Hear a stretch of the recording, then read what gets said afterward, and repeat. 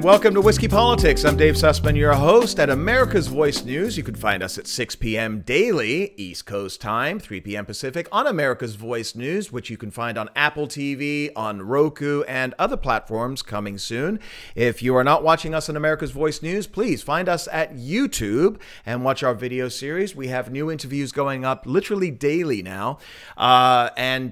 Please hit the subscribe button and the notification bell so you are updated on upcoming interviews. And if you're still listening to us, audio podcasts can be found on all of your favorite podcast applications, iTunes, Stitcher, Google Play, and the Ricochet Audio Network. And if you're listening on iTunes, please give us a 5-star rating or a comment, I should say, as it helps others find us. You know, we talk a lot here at Whiskey Politics on this show about current events, about the culture, about politics, and we always have fascinating guests, and we got a great one coming up here today for you. We're going to be talking a little bit about the economy, but the first thing that I want to ask our guest about is because he is a college professor of economics, Michael Busler Ph.D., at Stockton University. And one of the things that I'm going to be really interested in learning about is his perspective on this whole college cheating scandal. I don't know about you, but this thing has really got in my craw. I am so upset. Maybe it's because I have a student, or I should say my oldest son is a student. He is applying for colleges. He has been working his tail off for the past 4 years, burning the midnight candles and literally the morning candles as well, both ends, getting up before anybody else and going to bed after everybody's gone to sleep because he wants to get into schools. And so far, he's 6 for 6, but schools like USC, where he wants to get into, hasn't heard yet back, and it's probably not going to. Because you have a situation where, unfortunately, and let me digress first of all. One of the reasons I'm so upset by this, I think the same reasons that many of you are watching this, is that you have this different rule set depending upon your power and quote unquote, and I hate to use this word, but it's true, privilege that you have in our society today. And so if you are rich and successful and powerful, there are a different set of rules for you than us plebes that have to work every single day to survive. And my oldest son, who is fantastic at what he does, there are some schools that he won't be able to get into because A, I'm not going to buy a building, or B, I'm not going to write a $500,000 check to bribe people. I can't. Most people can't. So if you have that power, if you have that access, okay, does that mean that you should be able to use that? Well, I think the outrage that we're seeing right now is double-fisted. And what I mean by that is this. We're also upset that we're seeing such hypocrisy from some of these people, your CEOs and the Hollywood actresses. I don't know their shows. I never watched Full House. My kids did. What's the other one? The Housewives. Okay. I'm sorry. Not my genre. Okay. But I've been watching the news like you have the past few days. And what I'm hearing is that some of these sanctimonious individuals are completely hypocritical. One of these actresses, and I don't know which one it was, whose daughter, she spent $500,000 to bribe USC to get her in, who doesn't even appreciate. Her daughter is a YouTube sensation. I have no idea why. Bragging that she doesn't even enjoy school, that she's only going to go because she wants to watch the games. And I can understand that. USC's a great team. And go to the parties. Yet she's taking the spot, most likely, of somebody like my son, who has killed himself and gone through depression and stress for 4 years to get a seat at this school. This is such a waste of space. And I don't know about you, but you spent $500,000 to bribe a school to get your child in. You have failed the parent test, folks. Big time. And this woman is now doing public service announcements. We put one up at Whiskey Politics on Facebook. Find us at Facebook. Hit like page on Whiskey Politics.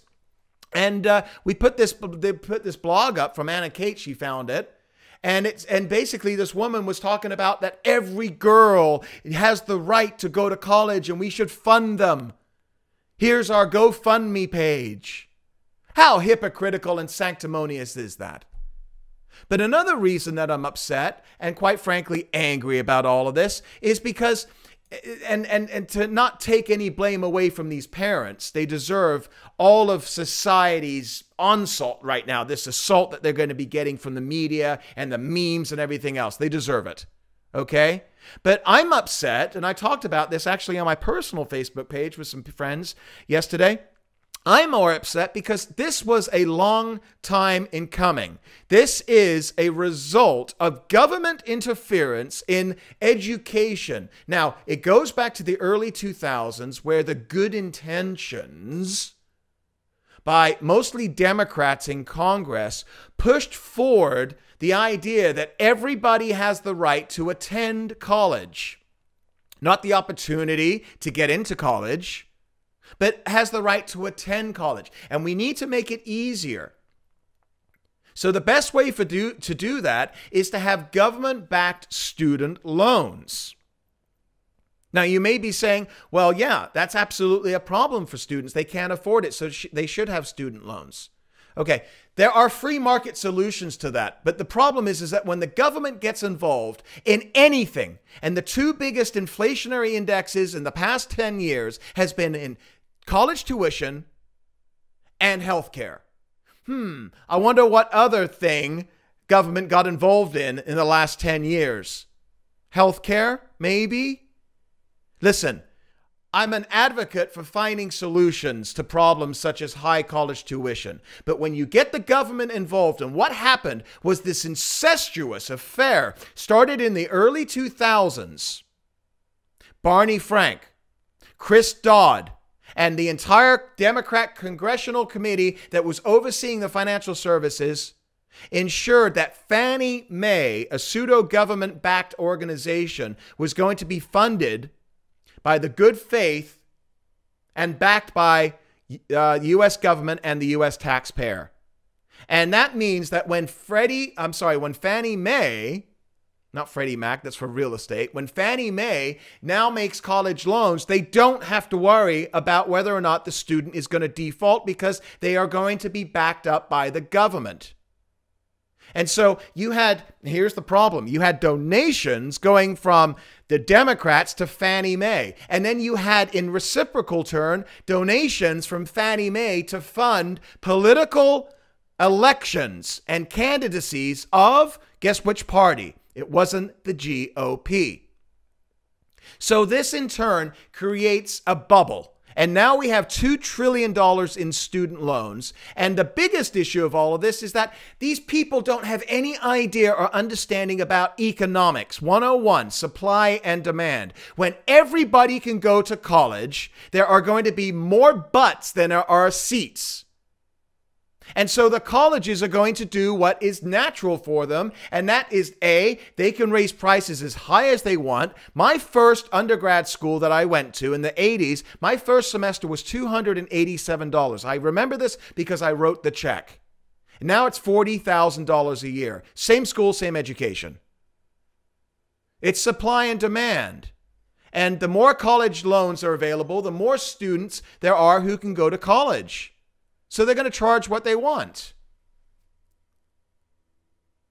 This is beyond frustrating to me because I think anybody with a middling to higher IQ can see this. And nobody wants to talk about this. We want to talk about the sensation of movie stars and television stars being hypocritical and their stupid daughters that shouldn't be anywhere close to college, even when they openly admit it on their YouTube channel, taking away seats from us. So I want to get into all of this. Obviously, I'm upset about it. And I want to get the perspective of actually a professor in university. And this is Michael Busler, Ph.D. He's a professor of economics. You've seen him all over Washington Times, townhall.com, Newsmax, Investors Business Daily, Daily Wire, and many, many more. So we'll be right back after the break, and we're going to pull all this apart, plus much, much more.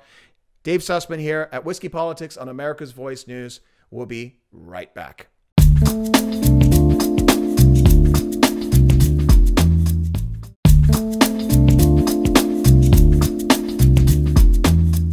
And welcome back to Whiskey Politics. Dave Sussman, America's Voice News. And as I mentioned to you, to talk about all of these issues, the sense of entitlement we're seeing in colleges, as well as the greater economy as a whole, I'm delighted to have with us Michael Busler, Ph.D. He is a professor and economist, and you've seen him, all over the place. He's in Communities Digital, Medium, Washington Times, townhall.com, Newsmax Investors Business Daily, a favorite of mine, American Thinker, Daily Signal, The Daily Wire, and many, many more.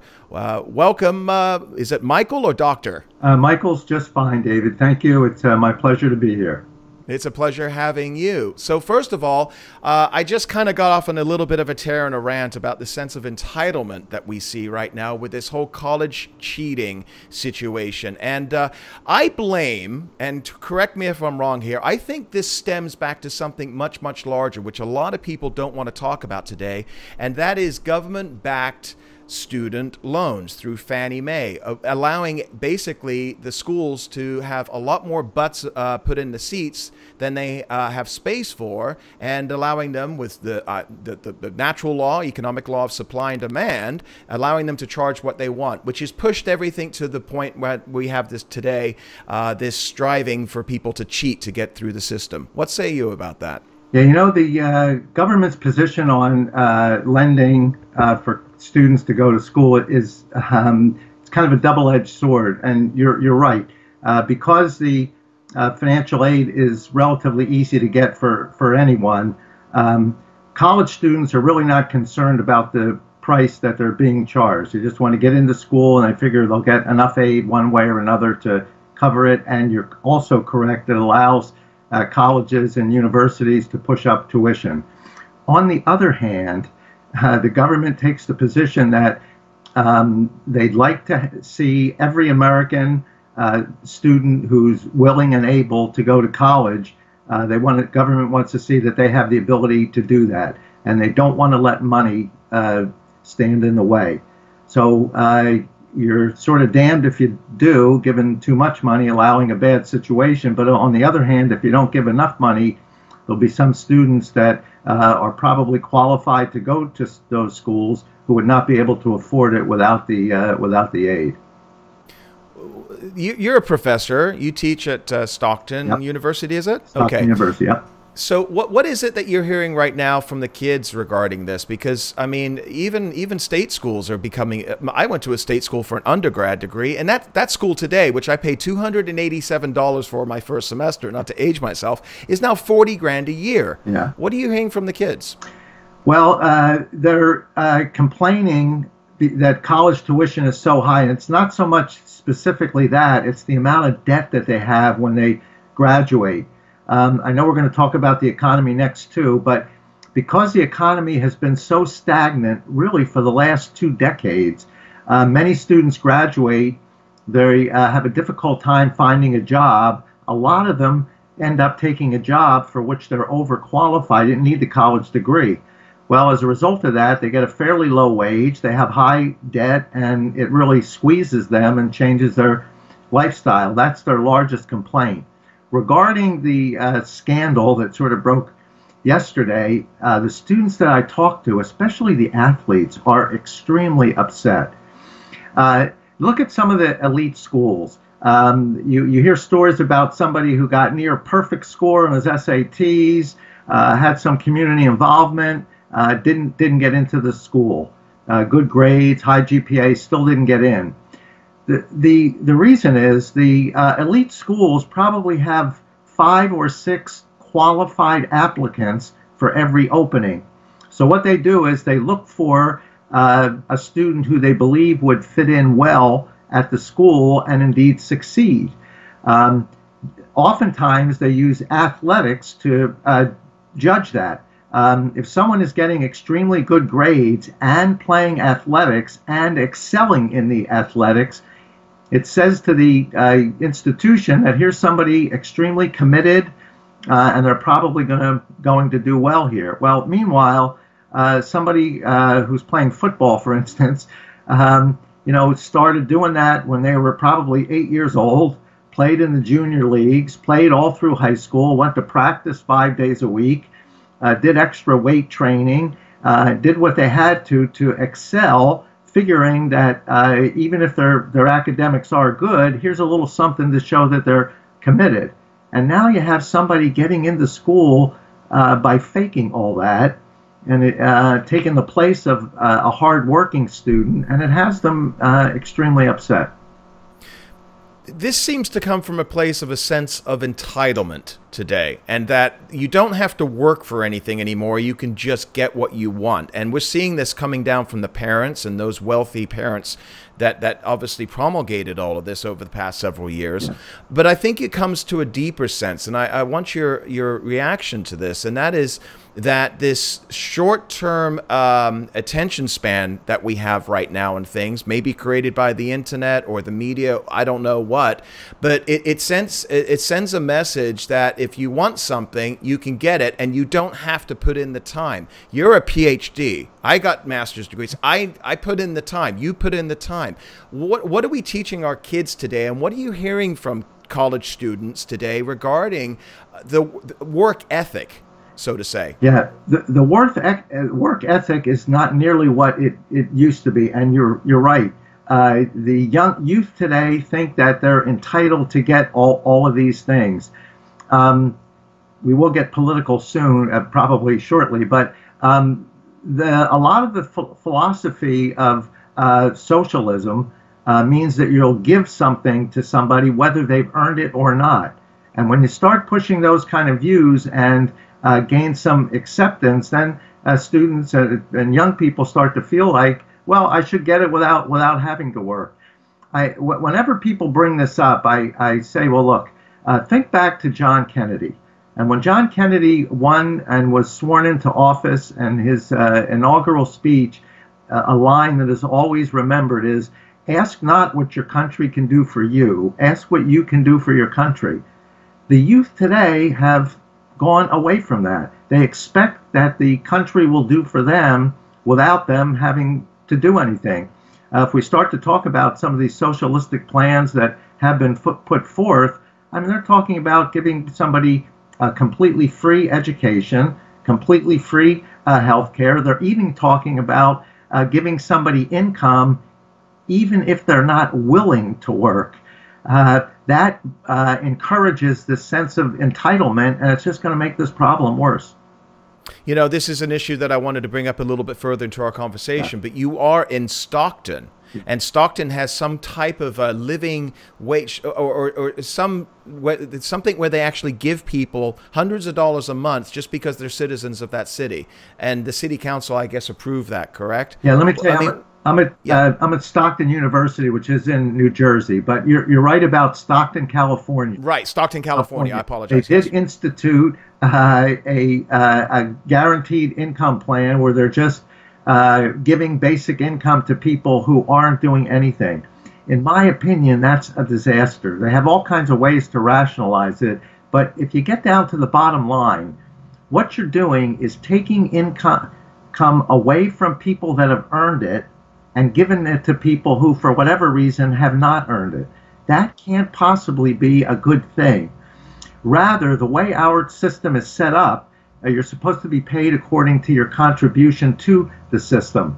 So if you're not contributing anything to the system, you're not going to get anything out, nor should you. Now, if somebody has, they're physically or mentally not able, Americans are very compassionate people. We don't mind taking some of our earnings to help those people. But the people that are mentally and physically able to contribute and just don't feel like it, or just don't do it for whatever reason, taking income away from people that earned it really burns people up. And I think really sets a bad example, and it will be encouraging this entitlement mentality. This basic income is a disaster. Well, we're going to take a quick break here, but after the break, I want to get into a lot more of this. And as you mentioned, I do want to discuss the politics of it all, which also is now talking about massive entitlements and projects such as the new Green Deal. I also want to get your perspective on the economy as it stands right now, with your perspective as an economics professor. Trump's first couple of years. So we are delighted to be joined today with Michael Busler, Ph.D., and we're going to be right back after the break. I'm Dave Sussman, and thanks for joining us at America's Voice News.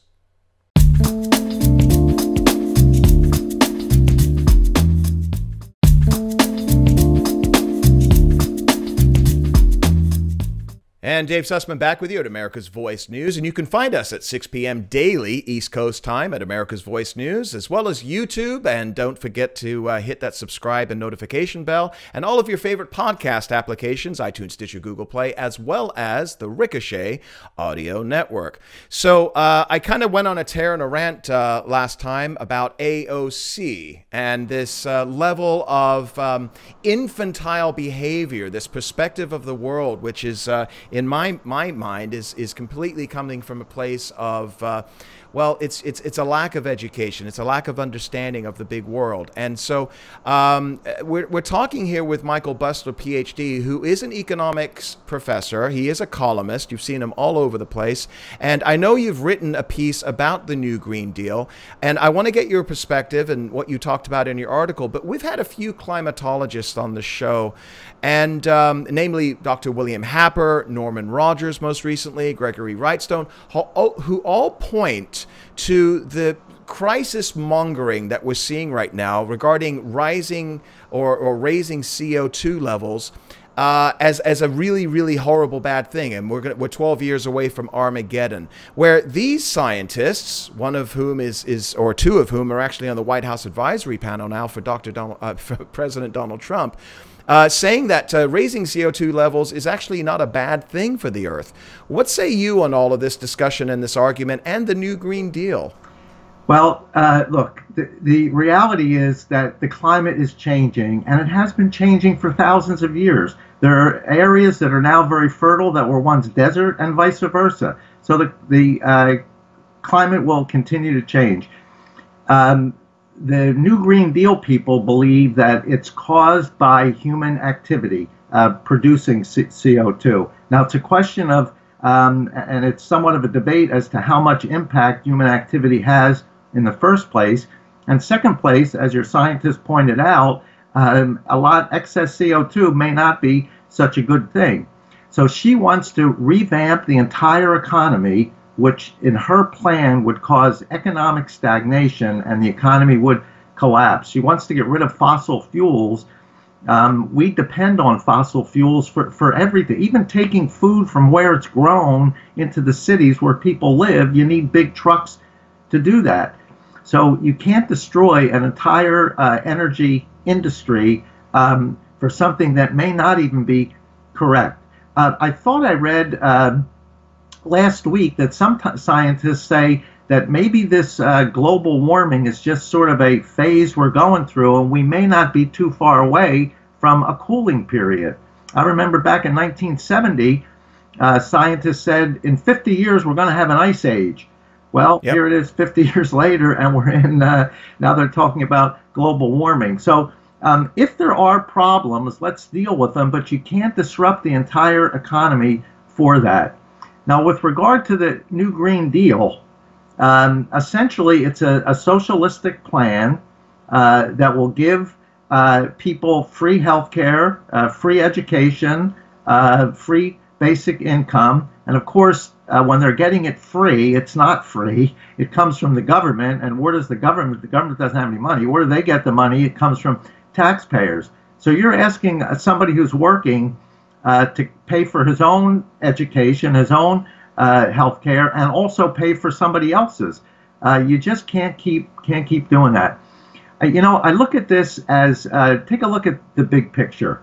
The U.S. went from the birth of a nation to the most prosperous economy in the world in about 150 years. We did that. Other countries were hundreds of years older, some thousands of years older. How did we do that so quickly? I think there were four basic values in our economic philosophy that did that. One, we encouraged individual freedom, and freedom in the markets, which led to free markets, and that produced the results it did. Secondly, with individual freedom comes individual responsibility. People primarily should be able to take care of themselves. Now, those that can't, we're compassionate people, we'll take care of, but the ones who can should be able to do so. Thirdly, we had low rates of taxation. In fact, one of the reasons the country was started in the first place was England was overtaxing us, and we protested against high taxes, so we put in a system with low rates of taxation. And fourthly, we had a limited role for government. So government stayed out of the way. There's certain public goods government provides, but in terms of interference in the market, they had little or no interference at all. The New Green Deal is exactly opposite to that. It's going to limit individual freedom. It's going to replace individual responsibility with social responsibility.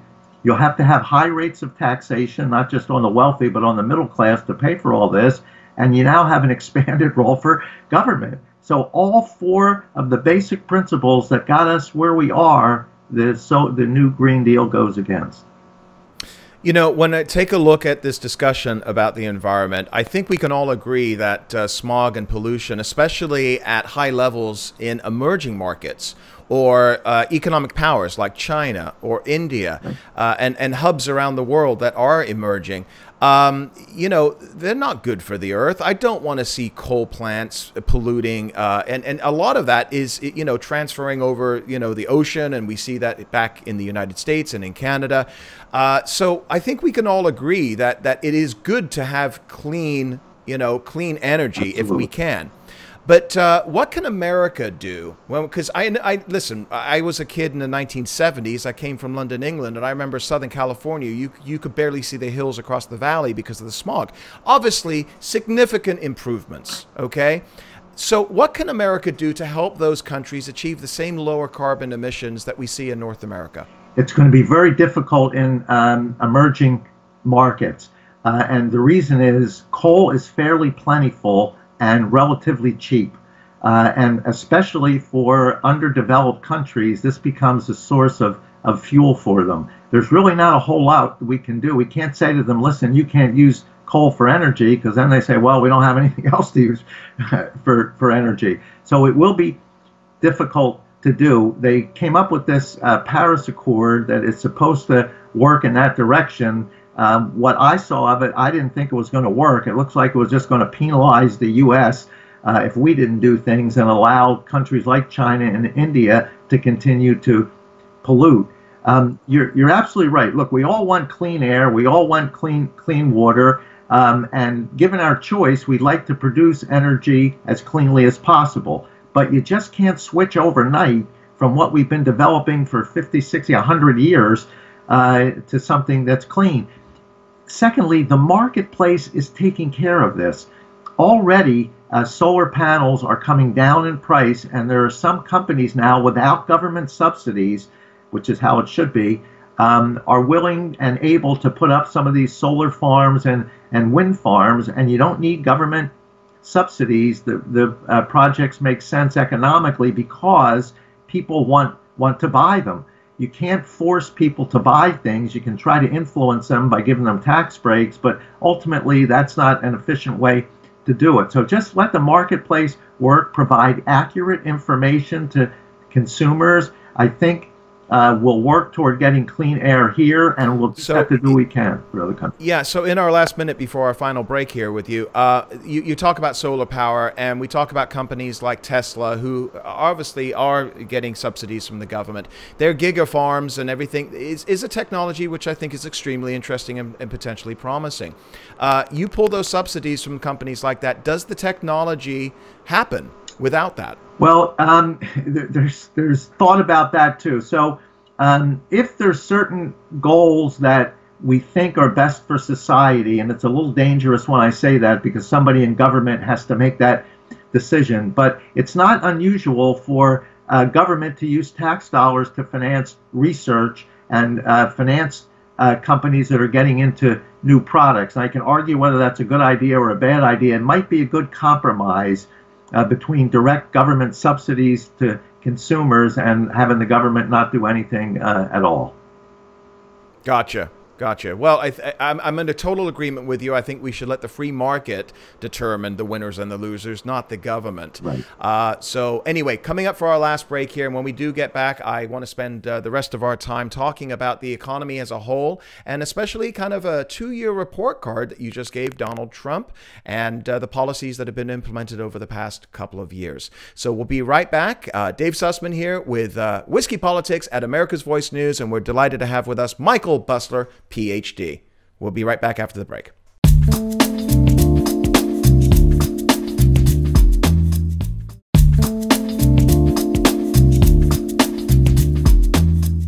And welcome back, Whiskey Politics at America's Voice News, and I'm delighted to be joined by Michael Busler, Ph.D. He is an econ professor at the University, is it University of Stockton? Stockton University. Stockton University in New Jersey. And where can folks find you? My Twitter is @mbusler, that's @mbusler, and on Facebook, facebook.com/funding democracy, or if you're on your Facebook page, just search Funding Democracy. Funding Democracy. That's a great name. Good job on getting that domain, by the way. That's fantastic. So speaking about funding democracy, America, for all intents and purposes, is still the freest nation in the world, although there are certainly powers within today's government that want to constrain that freedom and liberty. But the last couple of years, from my perspective, I'm somewhat of a lay economist. Outside of this, I do work with small businesses in the sector. And as a small business advocate, I'm always focused on what is happening in the economy. And I think by and large, from my perspective, when we see deregulation, when we see tax reform, I think those are all very, very positive things, which we have seen in the Donald J. Trump presidency over the past 2 years. You've just written an article and you talked about Trump economic policy at the 2-year mark. Is it working or not? What is your perspective as a kind of a 50,000-foot overview before we start getting into some of the actual specifics? I'd give Trump very high grades, especially considering that every Democrat in Congress votes against him. 90% of the media coverage of Donald Trump is negative, and there are some members of his own party that don't support him. In spite of that, he's done some incredible things. When Trump got into office, the U.S. economy was experiencing the longest period of economic stagnation, in my opinion, in history. We hadn't had 3% annual economic growth since the year 2005. We haven't had 4% growth, which I call prosperity, since the year 2000. So President Trump came into office and he set growth as his top priority. The prior administration, when you're coming out of a recession in 2009, they should have set growth as their top priority. Instead, their priority was to cure perceived social injustices. It's injustice everybody doesn't have health care. It's injustice CEOs make so much more than everybody else. It's injustice the minimum wage is so low. It's justice there's not enough food stamps to go around. So they concentrated on that, and every time they did that, it slowed economic growth. As a result, President Obama was the only president in history to serve a term in office without having at least 1 year where GDP growth was at least 3%. So the first thing President Trump did, he said, we've got to get growth up. So he got rid of burdensome and counterproductive regulations through executive order. Since that time, the economy has been growing at about a 3% annual rate. Obama administration averaged about 2%. Then he convinced Congress to cut taxes for all Americans, including corporations and higher income earners. By doing that, the middle class had more income to spend, stimulated the economy, and business had more capital available to them because the wealthy had their taxes cut. That creates capital. Corporations had their tax rates cut. That creates capital. We have a capital-intensive economy. We need capital for the economy to grow. So President Trump was able to do that. 2018 was the first year since 2005. Economic growth was at 3%. I think it will exceed 3%, although I know the consensus view is that it'll go down a little bit. But my view is that economic growth will exceed the 3% that we had this year, and I think that will continue. One of the reasons that's so important is we have so many college graduates that are underemployed. For the last 10 years, My students graduate, they're lucky to find one good job. Many of them have to take jobs for which they're overqualified. So you get that underemployment. You don't need a college degree for the job. As a result of them taking that job, people without college degrees had no opportunity at all. They dropped out of the labor force. You had 5 to 6 million discouraged workers. What Trump is doing is increasing growth in the economy, giving opportunity to underemployed workers who are now getting better jobs, giving opportunity to discouraged workers who since last July have started to enter back into the workforce. So the labor force participation rate is starting to go up. And as all that happens, people will see the value of capitalism. And in fact, I think a lot of this appeal of socialism will go away once they see the benefits of capitalism. Well, you raise a lot of very interesting points there, and I'd like to uncover a couple of those. Sure. But before we get to, and I want to discuss with you socialism, especially from a perspective as a college professor, because the socialism popularity upswing that we're seeing right now is definitely coming from the youth. Yep. So I want to get to that in just a moment. But before that, I know that you talked about Donald Trump, President Trump, basically doing the things that most conservatives would agree are good things for the economy: cutting taxes, reducing the regulatory state, and burdensome bureaucrats. Those are all positive things. But unfortunately, I think a lot of conservatives can't separate Donald Trump from the Republican Party, and specifically Congress. And when we see an omnibus bill that was just put through a couple of weeks ago in the dead of night, giving Congress less than 24 hours to read 1,600 pages to find out what pork is buried deep in this thing for a couple of $1 trillion of spending.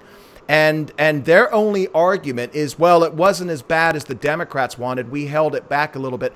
But it is still significant amount of spending. It is still increasing the national debt significantly and substantially to $22 trillion. What do you say to conservatives who are frustrated by what we're coming out? I mean, 2 years, Paul Ryan didn't do anything. Yeah.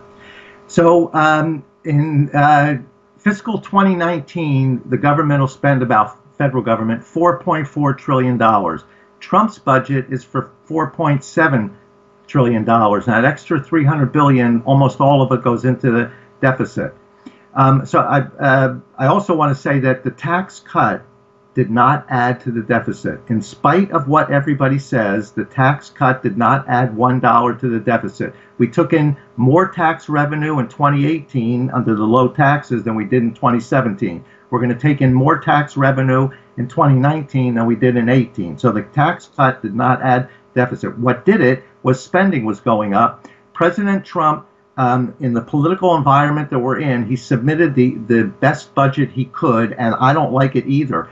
The real problem is, of the $4.4 trillion we're spending this year, more than 60% of it goes to $2.7 trillion. More than 60% goes to Medicare, Social Security, and Medicaid. Nobody politically will touch that.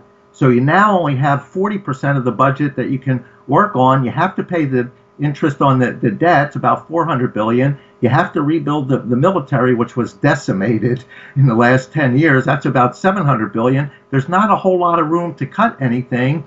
And there are more programs that are needed. The real answer to balancing the budget is to go after these entitlement programs, Social Security, Medicare, and Medicaid, which politically is very difficult. Let me add one more thing. There's no easy answer to fix that either. And there's no fair answer to fix those entitlement programs. If you can't come up with a fair answer, the next thing is to try to come up with the least unfair answer. And I think the only thing we're going to have to do is raise the age that you can collect Social Security and Medicare up to at least 70 and probably up to 72. Now, people are living a lot longer too, and that's part of the burden. But until you look at the entitlement programs, we're never going to get the budget in balance.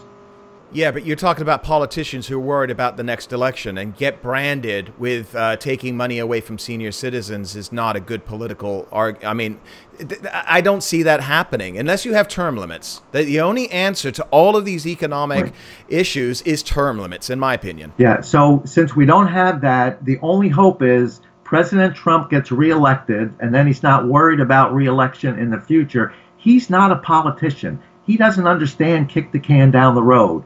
He is a business person. A business person sees a problem and you confront it immediately or it's going to affect your bottom line. He's doing the best he can confronting problems. This one, the budget is an extremely difficult one, but I think if he wins the next term, I think he'll be able to attack that one too. Gotcha. All right. Last subject for us, and I think it's a big one. It's an important one because this is the trajectory that we are on as a country and a society. And the feeling right now is, and I get this reading your pieces, preparing for this interview, I get obviously the sense you are a proponent of free markets. But it seems that there are few of you evil free market types teaching in universities these days. First of all, what is the reaction to your perspective on things? People can find you online. They see what you write, number one. And number two, is this upsurge in the popularity of socialism concerning to you? Two things. So first off, I teach at a school that was started as a liberal arts college. Probably 95% of the faculty, maybe even more, don't agree with me at all. It's caused me some problems. When I apply for things, I don't get them, mostly because of my political views. But I can live with that. What? I'm sorry. What things have you applied for that you haven't gotten because of your politics? You're supposed to have you're eligible for a sabbatical after 7 years of teaching. I've been there at Stockton 16 years, and I haven't had a sabbatical, and there's no sense applying for it because I know I won't get it, and it's for political reasons. I'm more than qualified for it, but it just won't happen. Have you been told for your philosophy and perspective on things? How do you know that? They phrase it in such a way that it doesn't come out that it's about my philosophy, just that I didn't fill out the application properly, or I forgot to cross a T or dot an I or something. But I see other people that get sabbaticals and have contributed far less, and in my opinion are less deserving of sabbaticals than me. Your second point was about, is this socialism, move to socialism, concerning? It is very concerning. I think the reason it's happening, the millennials have never known economic prosperity. Since we haven't had 4% economic growth since the year 2000, they don't understand. They've never felt prosperity. All they see is, because opportunity has been limited, the people at the top get the opportunity. Everybody else has to sort of scramble around and get what you can, and they feel they're going to be left out. So as a result, the socialism looks very appealing to them. Donald Trump is trying to fix that. By increasing economic growth, you'll be providing opportunity for people. Once they take advantage, as long as they're qualified, take advantage of the opportunity, they'll then see that they don't need free health care. They can pay for it themselves. They don't need free education and the government telling them what to do. They can pay for the education themselves. So I think socialism will be less appealing once economic growth accelerates. If Congress would work with Trump, we could get growth up over 4% and bring prosperity back. But Congress is just fighting him so much, it's very difficult for him to move forward. Do these discussions take place in your classroom? Do you hear from students in their late teens, 20s, early 20s? I certainly do. And I teach once a year a course in ethics to honor students. 90% of the class is extremely liberal.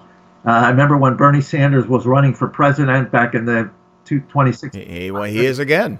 Yeah. They loved him. So what I do, I say, look, rather than what your professors have done, they sort of feed you what their views are. I said, look, the purpose of you being here, you're learning some things, but the real purpose is to learn critical thinking skills. So that when you run into situations in real life, you can sort of figure out what the best thing to do is. Well, in order to come up with a good decision, you need to gather information. So on each issue, I'll give you what the one side says. I'll give you what the other side said. You figure out what makes the most sense. By the end of the term, there's some students scratching their head saying, you know, maybe we didn't have it right before. You know, they're always in favor of raising the minimum wage to $15 an hour. I point out that while that may help the few people that still have jobs, you'll significantly raise the unemployment rate, and you'll encourage the transition from labor to capital. You'd order from a fast food McDonald's or something from a touchscreen rather than person. So those kind of things I think if they're given good information, they can figure things Well, that sounds, in the last 30 seconds here, that sounds like you got a little bit of optimism there. a little bit. I'm Just a trying my smidge. small part to do whatever I can. But I think if people are showed both sides of an argument, they'll come down to the side of let's hope a lot of students take your classes, and there's a lot more Michael Buslers out there. Thank you so much for joining us. Again, remind us where we can find you. So Twitter is at MBUSLER. That's at MBUSLER. Facebook, my column is called Funding Democracy, the Economics of Freedom. So it's facebook.com/funding democracy. Terrific. Michael Busler, Ph.D., thank you so much for joining us, and hope to have you on again real soon to hear some updates. And again, thank you for joining us here at America's Voice News. I'm Dave Sussman, your host, signing off. We'll be back again very soon with more fascinating guests at Whiskey Politics. Cheers.